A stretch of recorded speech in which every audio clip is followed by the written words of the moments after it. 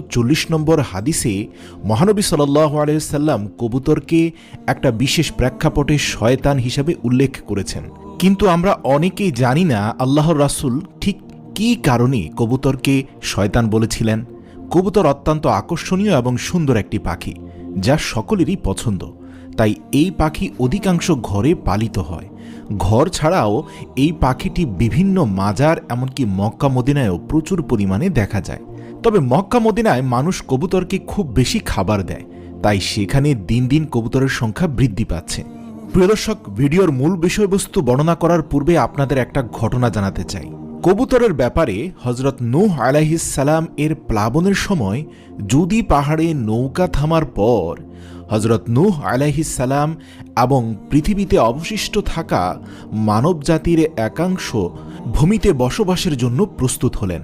আশপাশের অবস্থা পর্যবেক্ষণ